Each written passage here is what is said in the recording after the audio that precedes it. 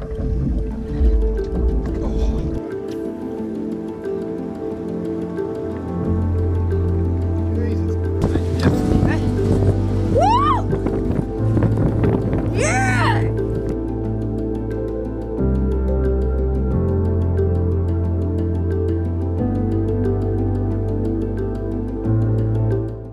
Yellowtail Kingfish is famous amongst anglers across the Pacific. Known as kingfish in Australia and New Zealand, it is known everywhere else simply as yellowtail. Now, this name can create confusion, particularly in the US, where a kingfish is actually a type of mackerel, which actually looks like Australia's Spanish mackerel, although neither species have any similarity whatsoever other than namesake. Look at that beauty! Woohoo! Alright, I'm gonna net him. It doesn't matter what you call them, kingies are revered by fishers around the world. They are super aggressive, fight like runaway freight trains, and most importantly, they're a coastal species, so they are largely accessible and to a certain degree very Mate, let's let it... Bloody bad. That's it. Oh, nice fish. Look at that. That is a solid Sydney king, boys. They are reputed to grow to more than 2 meters in length and more than 70 kilos, although the world record is well short of this at just 52 kilos, which was caught in New Zealand. Sadly, the reality is, with increased fishing pressure worldwide, fish over 25 kilos are becoming increasingly rare these days. In Australia, they are common from southern Queensland all the way around the southeast to South Australia.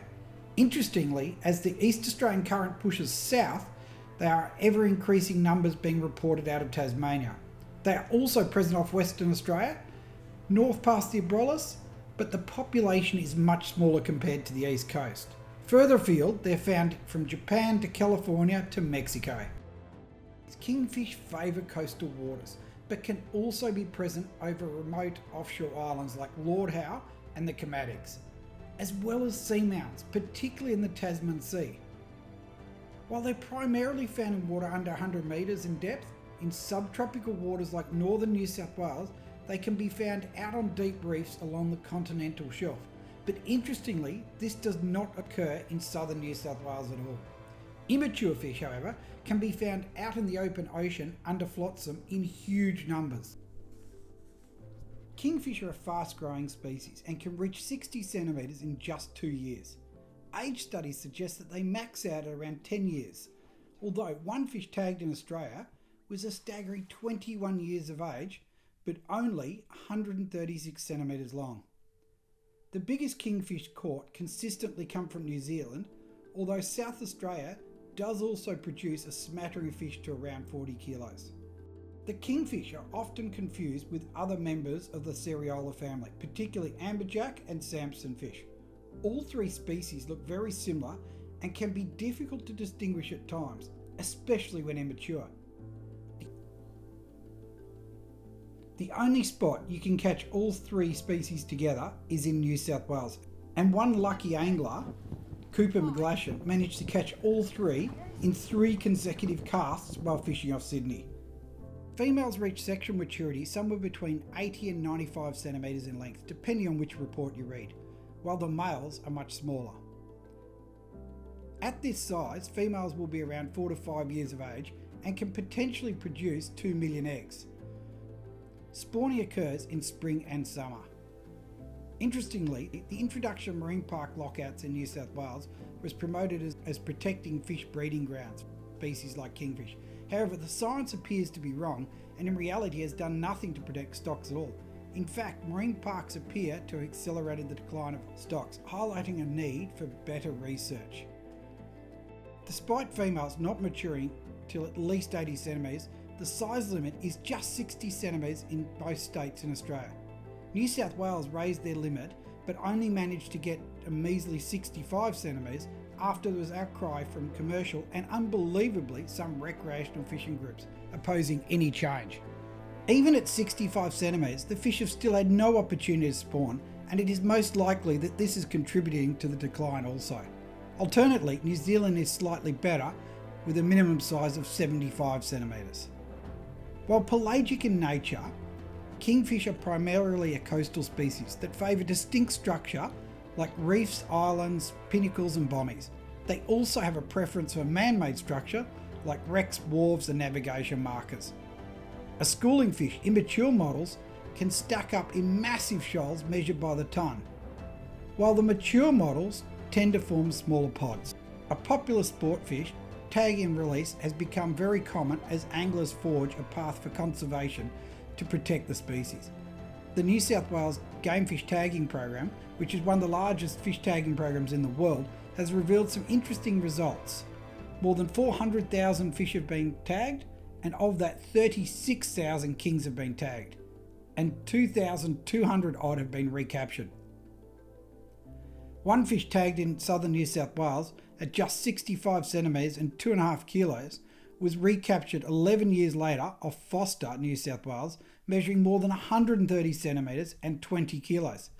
This signals fairly slow growth rates, but another fish tagged and recaptured off Kiama, New South Wales, grew from 73 to 97 centimetres.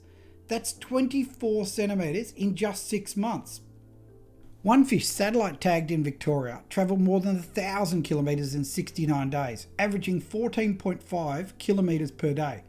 But this is only a short trip compared to the 22.5 kilo fish that swam all the way from Coffin Bay in South Australia to New South Wales, being at liberty for just 2 years. Interestingly, a number of big kings have made the journey from South Australia to New South Wales, and a majority have been recaptured off Sydney. Alarmingly, the recapture rate of kings has increased dramatically in Australia. This is good news because it shows the fish are surviving, but it's bad as it highlights that fishing pressure could have a negative impact. According to the Federal Research Development Corporation, kingfish stocks are sustainable. However, anglers on the water beg to differ, having witnessed a steady decline, especially in heavily populated areas like Sydney. Commercial catches in Australia have been steadily dropping since the 80s, and the finger is pointed directly at poor fisheries management on a state level. At the same time, there has been an increase in kingfish farming for the sashimi market to make up the shortfalls of wild stocks. When it comes to finding kings, structure and bait are essential, and when you find the two together, you hit the jackpot. Kings will eat a wide range of prey, from prawns to flying fish, but they are most commonly caught on live squid, yakkers and slimy mackerel. They will often shadow huge schools of yakkers, which are often present on the reef, patrolling the edges, waiting for an opportunity to smash the bait. Find the bait and you'll find the predators.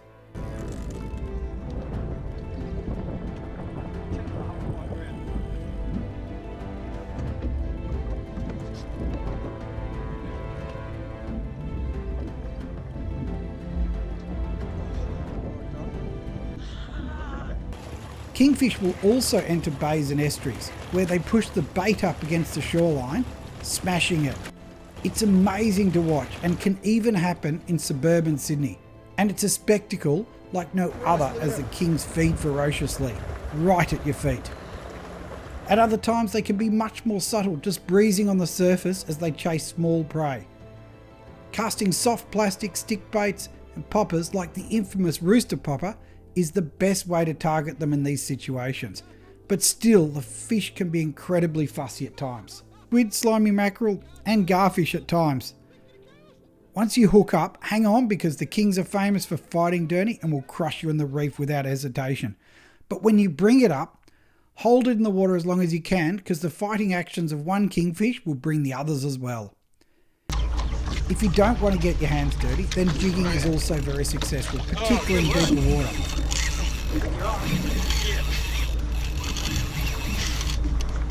The key is to use your fish finder, like a Furuno, to find the schools of kings and then send your jigs down.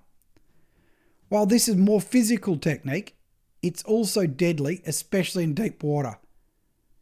Just hang on when you hook up. Don't dismiss trolling deep divers like Laser Pros inshore as well. It's an easy way to cover ground and still accounts for a lot of fish. Kingfish are a hugely popular sport fish. They handle catch and release well, making them the perfect sport fish for inshore anglers. Just remember, as custodians of the ocean, it is the responsibility of all anglers to do their bit for future generations. If you're letting them go, employ barbless hooks on your lures or circle hooks if you're using natural bait. Fish heavy so you can catch the fish fast for a quick and healthy release. If you want to keep a fish to eat, then bleed it and ice it immediately for the best quality fillets. And remember, don't waste anything. Even the frame can be used for crab bait. Long live the king. Oh, holy shit, look at them! Hang on, Rods, I've got to go. Oh, look at that! Look at them! Oh my God, look at them! Oh, hang on, I'm going to get the net for you.